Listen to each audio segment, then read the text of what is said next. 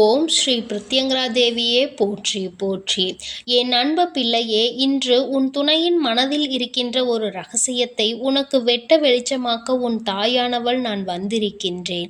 என் குழந்தையே, உனக்கு ஒரு கடிதத்தை உன் தாயானவள் நான் கொண்டு வந்திருக்கின்றேன். என் தங்கமே, உன்னுடைய உயிரான உறவு உனக்கே தெரியாமல் எழுதி மறைத்து வைத்திருந்த கடிதம். என் பிள்ளையே, இத்தனை நாட்களும் அதை நீ அறிந்திருக்கவில்லை. ஆனால் இன்று இருக்கின்ற சூழ்நிலை அதை உன்னிடத்தில் சொல்லிவிட வேண்டும் என்று உன் அம்மா நான் வந்திருக்கின்றேன். ஒரு பிரச்சனை கைமீறி போகும் பொழுது அதை சொல்லிவிடுவது தானே நல்லது. ஏனென்றால் என் குழந்தை, மேலும் மேலும் உன் மனதை போட்டு நீ குழப்பிக் கொண்டிருக்க கூடாது அல்லவா? உன் மனதில் இருக்கின்ற அந்த குழப்பங்களை தீர்த்துவிட வேண்டும் என்று அம்மா வந்திருக்கின்றேன். நல்லதாக இருந்தாலும் சரி, கெட்டதாக இருந்தாலும் சரி, எதுவாக இருந்தாலும் இதுதான் உண்மை என்றால் என் பிள்ளை அதை நீ கொண்டுதானே ஆக வேண்டும். என் தங்கமே, இன்று உன் அம்மா அதைதான் உன் வாழ்க்கையில் உனக்கு புரிய வைக்க வந்திருக்கின்றேன். என் பிள்ளையே, எல்லோருமே தன் மனதில் இருக்கின்ற வார்த்தைகளை வெளிப்படையாக வெளியில் சொல்லிவிடுவதில்லை. சிலருக்கோ தன் மனதில் இருப்பதை யாரிடத்திலும் சொல்லி புலம்புவது என்று தெரியாமல் அவர்கள் கடிதம் எழுதி வைத்து விடுவார்கள். அப்படிதான் உன்னுடைய உயிரான உறவும் ஒரு கடிதத்தை எழுதி மறைத்து வைத்து விட்டார்கள். என் தங்கமே, அது இப்பொழுது எழுதிய கடிதம் அல்ல, சில மாதங்களுக்கு முன்னால் எழுதிய கடிதம்.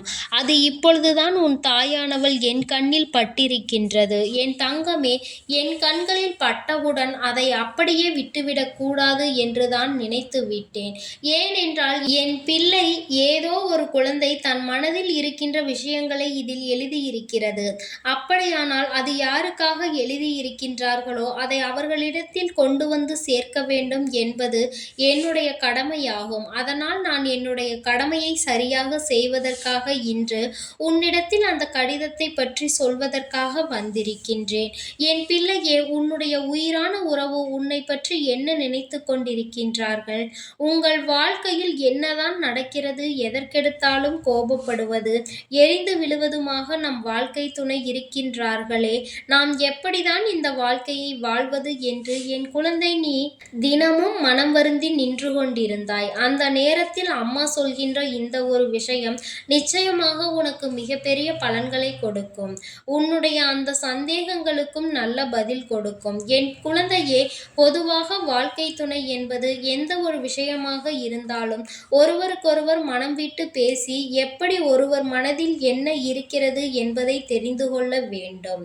ஆனால் இங்கோ மனம் விட்டு பேசுவதற்கான நேரம் மிகவும் குறைவாக இருக்கிறது. வெளியில் சென்று பேசுவதற்கும் முடிவதில்லை. எங்கு சென்றாலும் ஏதோ ஒரு விஷயம் உன்னை தடுத்து நிறுத்துகிறது. ஆனால் இன்று நான் சொல்கின்ற இந்த விஷயத்தை நீ புரிந்து கொண்டால் நிச்சயமாக என் குழந்தைக்கு என்ன நடந்து கொண்டிருக்கிறது என்று தெரிந்துவிடும்.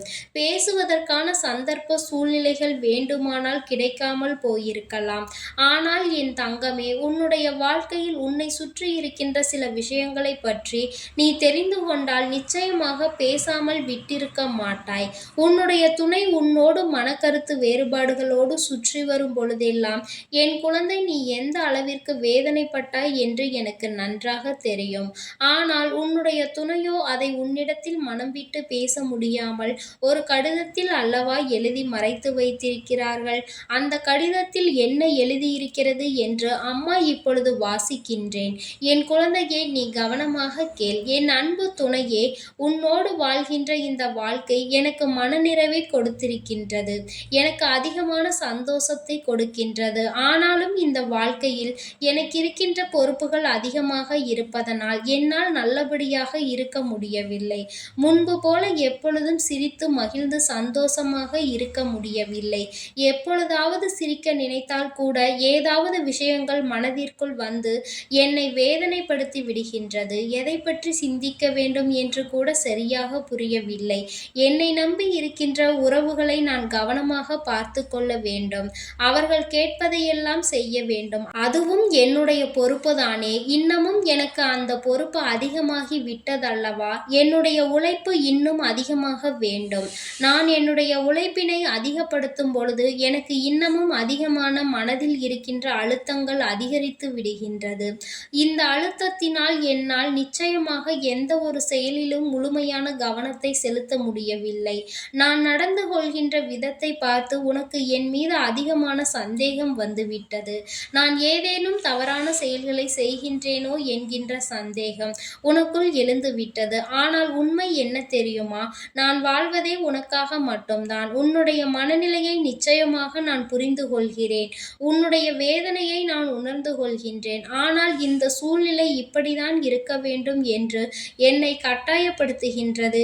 எப்படியேனும் இந்த வாழ்க்கையில் முன்னேறிவிட வேண்டும் என்று என்னை போராட தூண்டுகிறது. அதனால்தான் இந்த நேரத்தில் சரியான நேரத்தில் போராடி விட்டோம் என்றால் பின்பு வாழ்க்கையில் நீயும் நானும் சேர்ந்து வாழ்க்கையை சந்தோஷமாக வாழலாம் என்பதை நான் உணர்ந்ததால்தான் இத்தனை போராட்டங்களையும் இப்பொழுது போராடி கொண்டிருக்கின்றேன்.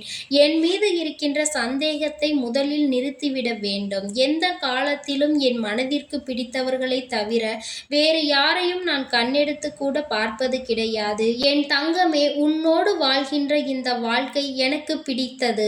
அந்த சந்தோஷத்தை மட்டுமே நான் மனதிற்கு மிகப்பெரிய நம்பிக்கையாக எடுத்துக்கொண்டு என்னுடைய முயற்சிகளை செய்து கொண்டிருக்கின்றேன். நீ என்னை பற்றி தவறாக நினைக்கும் பொழுது என்னுடைய மனது மிகவும் அதிகமான வேதனையை அனுபவிக்கின்றது.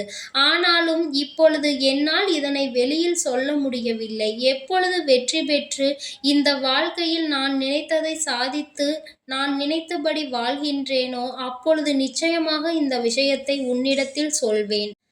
அதுவரையிலும் என் மீது கொண்டிருக்கின்ற அக்கறையில் இருந்து துளி அளவும் குறைந்துவிடக் கூடாது என்றுதான் நானும் ஆசைப்படுகின்றேன்.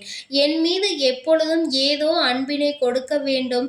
இந்த அன்பு ஒன்றுதான் இன்று என்னை வாழ வைத்து கொண்டிருக்கின்றது. என் குழந்தையே, இப்படிதான் அந்த கடிதத்தில் எழுதியிருந்தது. இதிலிருந்து நீ என்ன புரிந்து கொண்டாய்? என் தங்கமே, உன்னுடைய உயிரான உறவு உன் மீது உயிரையே வைத்திருக்கிறது. இந்த வாழ்க்கையை போராடி வாழ வேண்டிய காலகட்டம் என்பதனால் அவருக்கு குடும்பத்தின் சுமையும் அதிகமாக இருப்பதனால் அவரினுடைய போராட்ட காலம் அதிகமாக இருக்கிறது. அதனால் இந்த காலத்தை எல்லாம் நீ சரியாக புரிந்து கொண்டு இனிமேல் நடக்கின்ற விஷயங்களை நாம் நம்முடைய துணையை எந்த விதத்திலும் மனதளவிலும் வேதனைப்படுத்திவிடக் கூடாது என்பதில் நீ மிகவும் கவனமாக இருக்க வேண்டும். அவர்கள் வாழ்வதே உனக்காக தான் என்னும் பொழுது எந்த சூழ்நிலையிலும் அவர்களின் மனதினை ரணமாக்கி விடக்கூடாது. கிடைத்த நேரத்தை சரியாக பயன்படுத்தி கொண்டு நல்லபடியாக வாழ்க்கையில் எல்லாவற்றையும் அனுபவித்து நல்லபடியாக வாழ்க்கையில் எல்லாவற்றிற்கும் ஒரு மாற்றங்கள் இருக்கத்தான் செய்யும். அதுபோலதான் உன் வாழ்க்கையிலும் இது உனக்கு மிகப்பெரிய மாற்றத்தை கொடுக்கின்றது என்று ஒரு நொடி நீ சிந்தித்து பார். என் பிள்ளையே, மாற்றங்கள் என்பது எல்லோருக்கும் கிடைக்காத விஷயம் அல்லவா?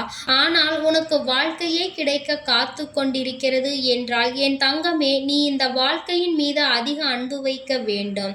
உன்னை நம்பி இருப்பவர்களின் மீது ஒரு நாளும் சந்தேக கண்ணை நீ பார்க்க கூடாது. உன் மீது நான் எந்த அளவிற்கு அன்பு வைத்திருக்கிறேன் அந்த அளவிற்கு உன்னுடைய துணையின் நடவடிக்கைகளின் மீதும் உனக்கு அந்த அளவிற்கு நம்பிக்கை இருக்க வேண்டும். எந்த காலகட்டத்திலும் சந்தேகப்படக்கூடாது. என் தங்கமே, ஒருவேளை உண்மையில் அவர்கள் பக்கம் சந்தேகப்பட வேண்டிய கட்டாயம் இருக்கும் என்றால் என் தங்கமே, அது தானாகவே வெளிவந்துவிடும். அவர்களால் உன்னிடத்தில் எந்த சூழ்நிலையிலும் அன்பாக இருக்க முடியாது.